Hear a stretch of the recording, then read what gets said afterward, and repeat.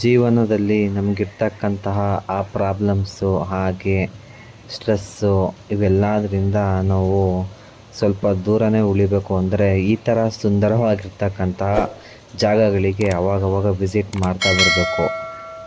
ಎಲ್ರಿಗೂ ಕೂಡ ಒಂದೊಂದು ಜಾಗ ತುಂಬ ಇಷ್ಟ ಆಗಿರುತ್ತೆ. ಅದರಲ್ಲಿ ನನಗೂ ಕೂಡ ಈ ಜಾಗ ತುಂಬ ಪ್ರಶಾಂತತೆಯಿಂದ ತುಂಬ ಇಷ್ಟ ಆಗಿದೆ.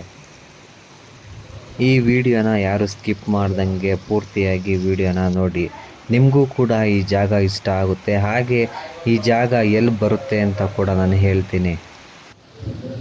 ತುಂಬ ಪ್ರಾಬ್ಲಮ್ಸ್ಗಳಿಂದ ಕೂಡಿದ ನನ್ನ ಜೀವನ, ಅದರಲ್ಲಿ ಅರ್ಧಕ್ಕೆ ಅರ್ಧ ನನ್ನ ಜೀವನ ಪೂರ್ತಿ ನಾನು ಈ ನೇಚರ್ ಜೊತೆ ಕಳೀಬೇಕು ಅಂತ ತುಂಬ ಇಷ್ಟಪಡ್ತೀನಿ.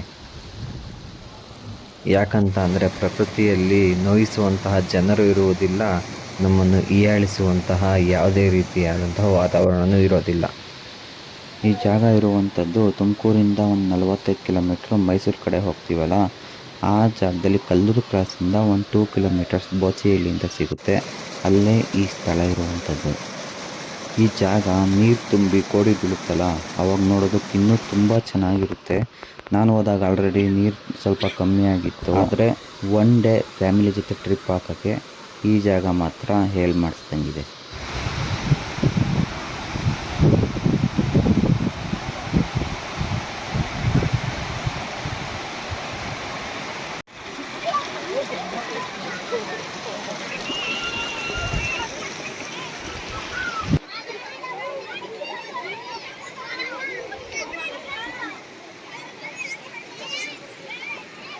ನೀರು ಹರಿದು ತುಂಬ ಪಾಚಿ ಕಟ್ಟಿರುತ್ತೆ. ಸ್ವಲ್ಪ ಓಡಾಡೋರು ನಿಧಾನಕ್ಕೆ ನೋಡ್ಕೊಂಡು ಓಡಾಡಬೇಕು ಅಷ್ಟೇ.